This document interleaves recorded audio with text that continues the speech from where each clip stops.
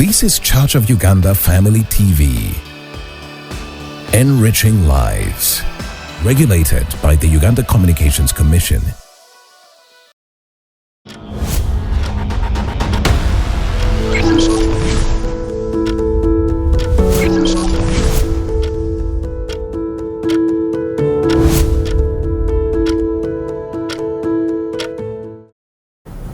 A very good evening to you, esteemed viewer. Thank you so much for coming through. This is Family Hour, empowering families one episode at a time.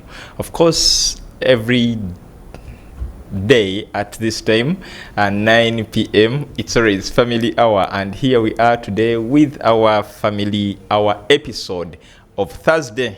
And of course, Thursday is leadership and governance. Today we have something interesting. I believe that by the end of this session, you will have learned quite a number of things, because we've heard about this for quite some time. Of course, self-discipline is something that very many people have advised leaders to have as a tribute, but sometimes we don't even get to the real understanding of self-discipline. Is it inborn? Is it built? Is it mentored? I mean, there are a lot of questions that surround self-discipline. So today we are looking at leadership and self-discipline. I believe that this is a topic that has come at a right time. Now that we are still in the early days of this year, we are still laying down the do's and don'ts, so you can as well pick it up and choose to walk the journey up to December and see what will happen, whether you will have caused the transformation in your journey of leadership. With us is Dr.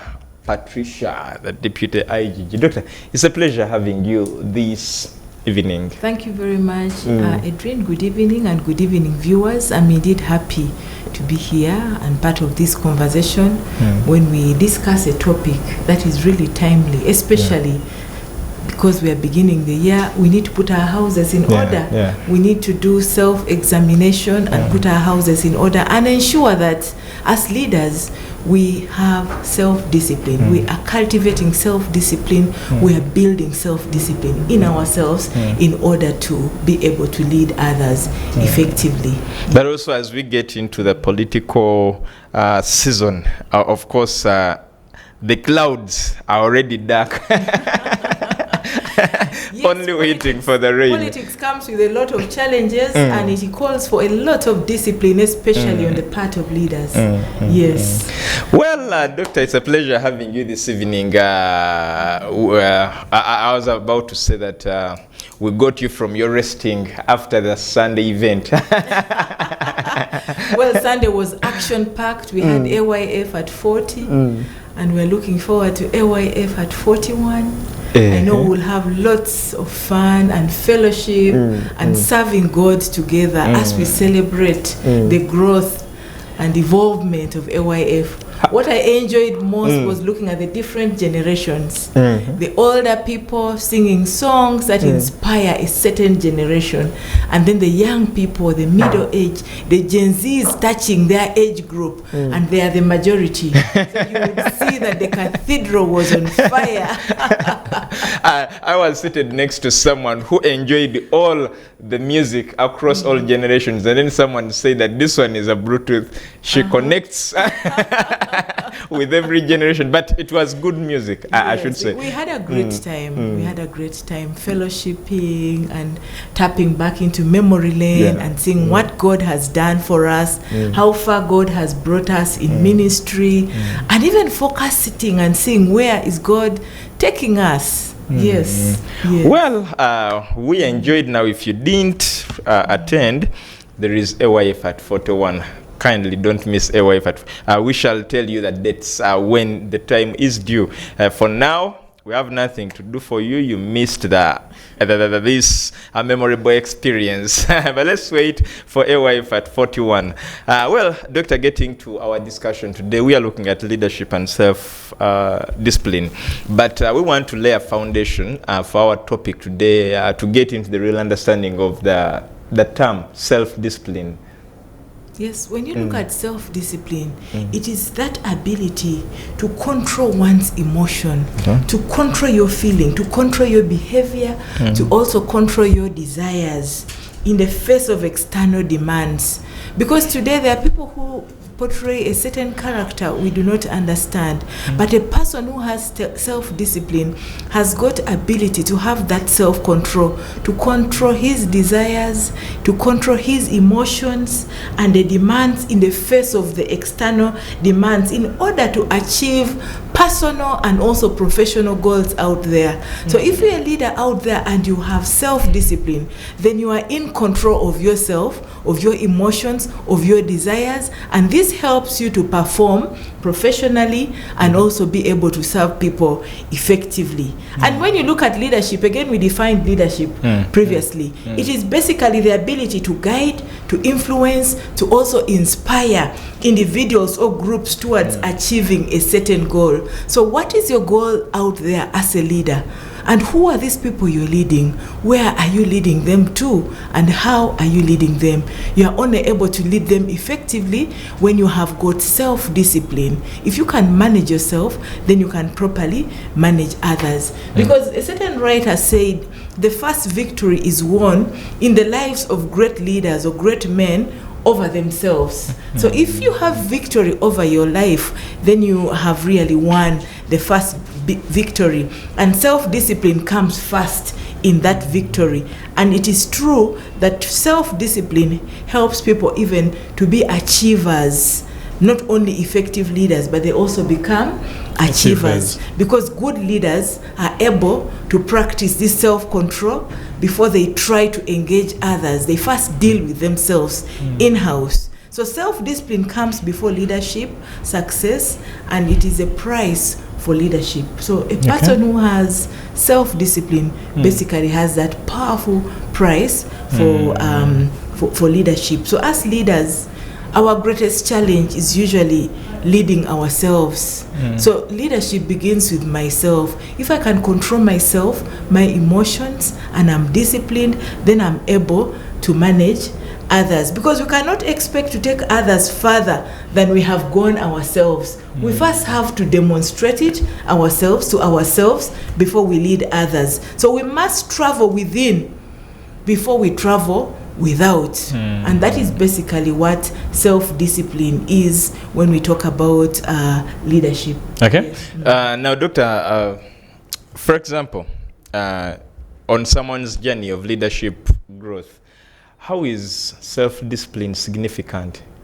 Well, when you look at self-discipline, it is very, very significant because it makes leadership easy and it makes it also possible. Because there are truths we need to recognize, which is just not for our leadership, but it's also for everything in life that concerns us. Because everything worthwhile is uphill. And I recall sometime in the middle of last year, I did mention this because I read it from a book by John Maxwell on the road to leadership.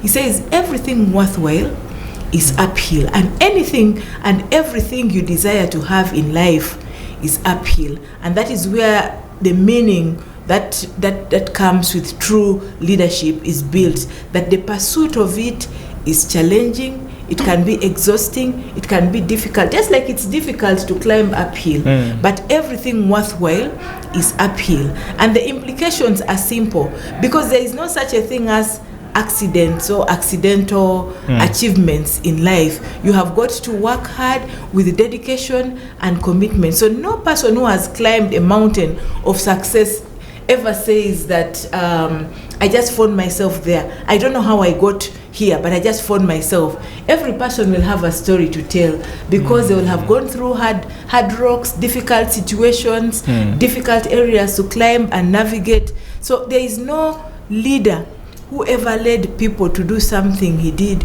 without putting in some great effort. So self-discipline is very, very important in leadership, because it helps that person to build that resilience, that commitment, and that ability to navigate even through challenges. Because any climb upwards must be deliberate, it must be consistent, it must be willful, it must also be purposeful, and intentional. So when I came across a statement that I had actually made earlier concerning everything uphill is worthwhile, and it doesn't just describe life, but it also explains the reason self-discipline is so essential for success in life. And this is why it's important to explain some life experiences and testimonies and what we have gone through in order to become what we are, and get to know the truth about self-discipline. Because once we embrace them and then we act on them, then we are empowered to live an uphill journey,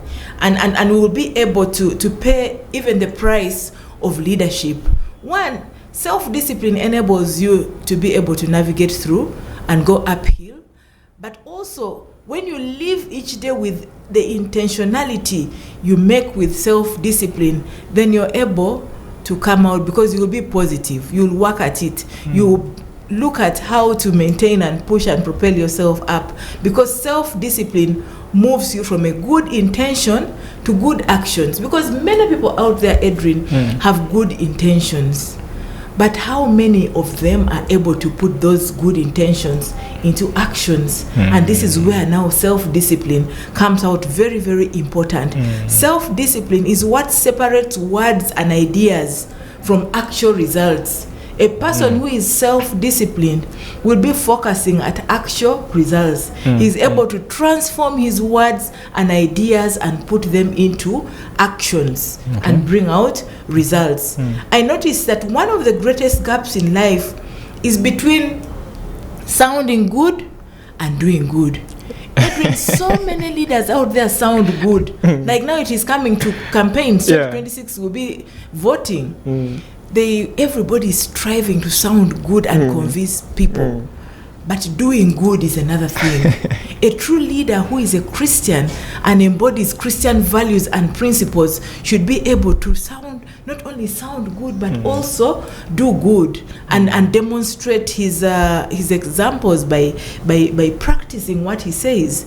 So as leaders, we are ultimately measured by what we do, and our actions basically is what shapes the world around us. We are measured.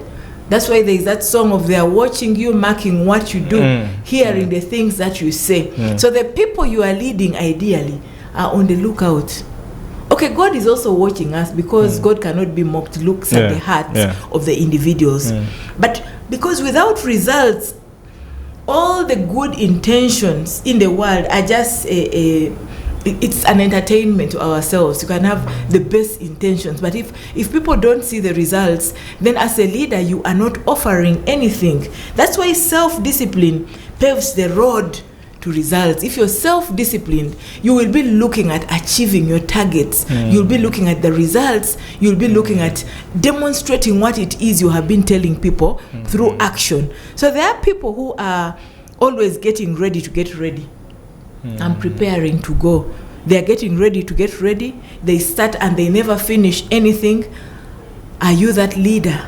As a leader, for me, I would say I am still climbing, and my perspective has changed from focus on my own experience, but I'm now looking more at the goals. But I'm work in progress also. I am climbing. So what kind of leader are you out there? And then the second point is self-discipline basically helps to make the difference between the temporal success and then the sustainable success. There are some successes that are temporal. They're easy to get there, and then they're also, they also fade away quickly. Do what you should do when you should do it, whether you feel like it or not. And this is about us being consistent, speaking what we do, sticking to our rules, setting our priorities out clearly. Everyone is working for a quick fix, but what they really need is fitness. People want to quickly fix this quickly, but you need fitness around you. People who seek fixes basically stop doing what is right, and as soon as the pressure is released, then they forget about it. But people who pursue to do what should be done, no matter what the circumstances, you realize those are the people who have self-discipline, and they're leaders who are grounded in the true principles of leadership. Even self-discipline has got to do with habit, because self-discipline makes habit your servant instead of your master. You know, these things are habitual. Every person has uphill aspirations, and that is why people say, when I grow, I want to be like you. When is this growth happening? You're talking about this because you have seen some of the things this leader has done on his journey uphill, or while he's already uphill. Because every person has an uphill aspirations. I want to achieve this. I want to complete this. I want to have this target. I want to have this assignment concluded. We all have uphill dreams in life. But we also have a problem because every one of us has got downhill habits. Now, and from those, we often see things keep turning us around. Those are often what turns us from making the self-discipline climb to a higher ground. Why? Because habits have power over us. As a leader, what is your habit? What is it that you like to do? The habits we have either make us or they break us. So as a leader, we need to cultivate positive habits in our lives, because every leader basically faces two challenges: how to turn downhill habits into uphill habits, and how to help people change their downhill habit also into an uphill habit or uphill habits. So the first step to change habits is by changing our own thinking. What is it that we spend time thinking about? Because what we think basically is what determines who we are at the end of the day. If I think positive about myself, then I will be very successful and positive and victorious at the end of the day. But bad thoughts always result also into bad habits. When I think bad, when I think negative, then that cultivates negative habits. So uphill thinking is basically deliberate. It should be consistent. It should also be willful. So as a leader, let us think positive. Let us think about the uphill habits. Let us be deliberate and consistent about this. Because when you look at downhill thinking again, it's basically unintentional and it's also inconsistent. Uphill thinkers lead to uphill climbing, while the downhill thinkers lead to the downhill climbing. I'll give you examples. An uphill thinker will think everything is worthwhile. These are people who say, Chisoboka, we can turn this situation for the better. I can go for it. Thinker will say, nothing is worthwhile. Maybe someone else will try and do it. But as a leader, we're supposed to be positive and think about everything worthwhile. An uphill thinker thinks about wins, and the other thinks about losses. I'll try this, but it will not work out. Nothing good will come out of this. An uphill thinker is preparing, while the downhill thinker is repairing. You see the opposite. Because he thinks negative, instead of preparing, he rather waits for it and say, no, I will repair it. You know? When it's already messed up. Has high morale, wants to see things moving, while the low-hill thinker, I think, having low morale. An uphill thinker are these people with high self-esteem, while the others have low self-esteem. They have got high-hill thinkers have self-respect. The other ones have low self-respect. The uphill one thinks about self-improvement. The other one, no improvement at all, because they think they will not make it. So it is all about our thoughts. What thoughts are we cultivating? Are we cultivating thoughts that are fulfilling, or they are empty thoughts? Because they are empty thoughts. Are we purposeful, or we are aimless? Because you realize the downhill thinker is always aimless. Yeah? The uphill thinker thinks about making a difference and having impact. And the downhill thinker is not thinking about making any difference at all. The uphill thinker is intentional in his actions. He thinks about doing and doing, while the downhill thinker has his good intentions, but he's not doing anything about it. Uphill thinkers have uphill habits. They're thinking about how to climb, how to be accelerated, how to get to the top, while the downhill thinker has got downhill habits. They're there lamenting, even if I try this, it will not happen. This is already a mess.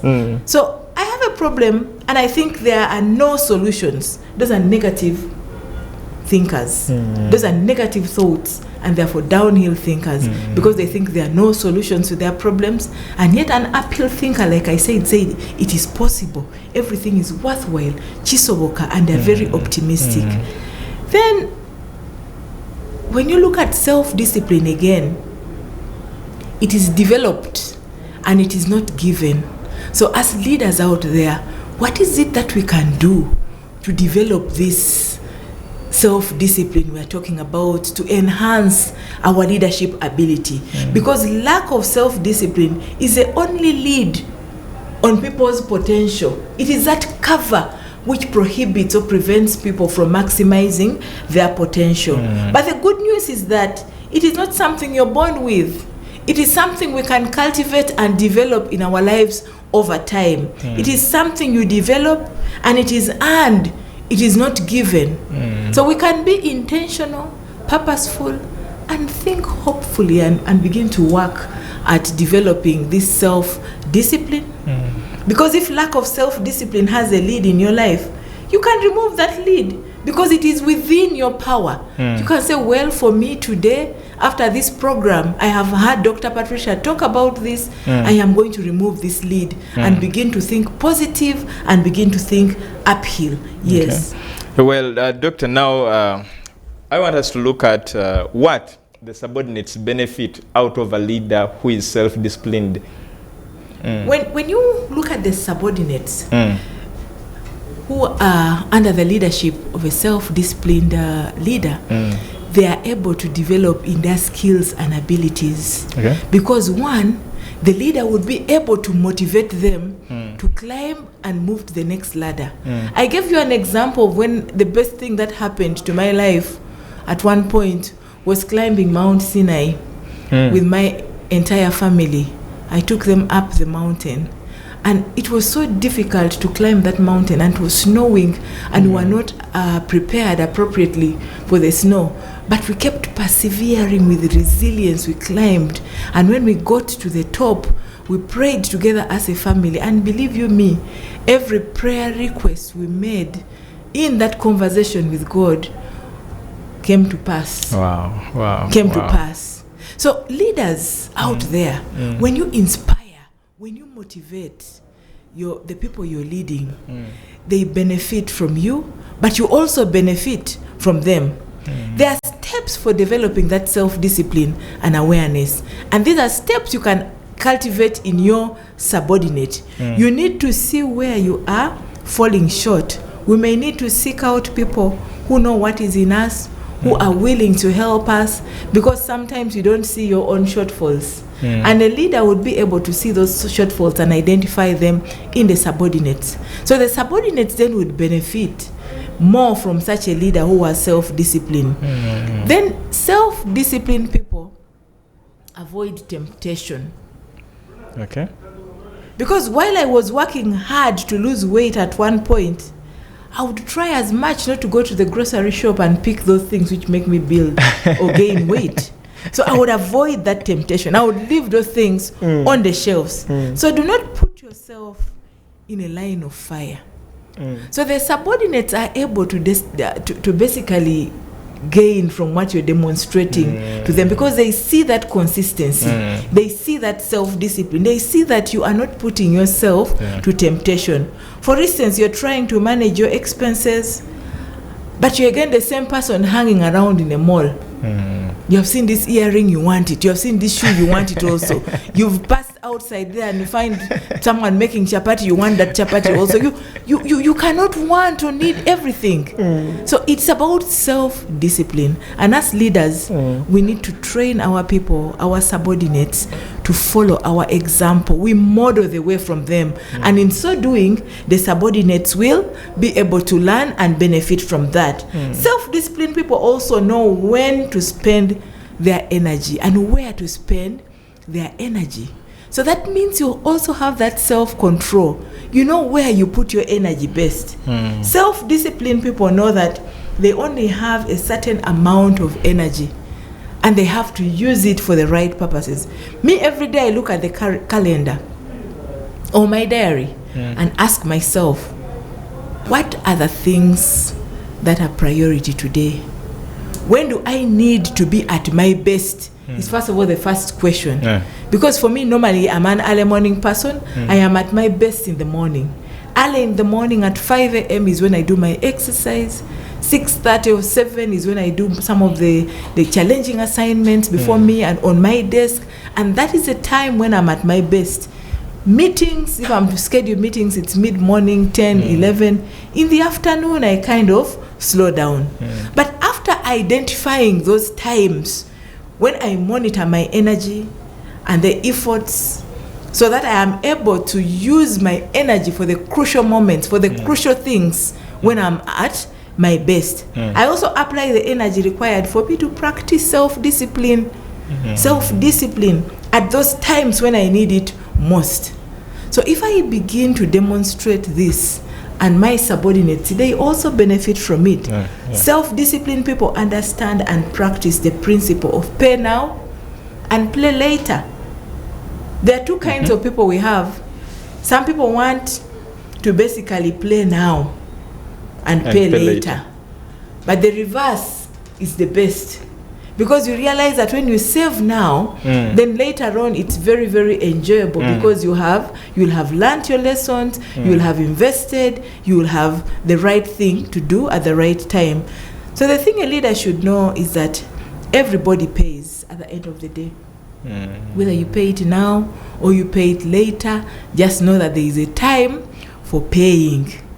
Whether you put it off until later, always it compounds. You have to pay. Recently, I was telling my students, if you only do what you want to do, then you will never get to do what you really want to do. It has got. What's the difference, Doctor? If you only do what you want to do, only what you want to do, then you will never really do what you really want to do. Because one, you will have only done the quick things. You will have not sacrificed, you will have not done the difficult things, and the difficult things are where the niche of your leadership is. Remember, I said a leader who dares to dare where others do not dare is that leader who is considered as successful, because for you will have gone to tread into new horizons and people will see you making a difference. So self-discipline is developed by saying yes even when you want to say no, or saying no even when you want to say yes. Because out there are so many things you would want to say yes to, but a disciplined leader would say no instead of those yes. Even when the heart is craving for yes. Craving for it. It is about telling yourself, I think you want this, but you do not need it, Patricia. So you simply say, have rest, my soul. The issue of temptation comes in. Why then do you go to a mall when you have purpose to strategize that this year you want to save, you don't want to spend, lots of money on unnecessary things. So why do you hang out in the mall?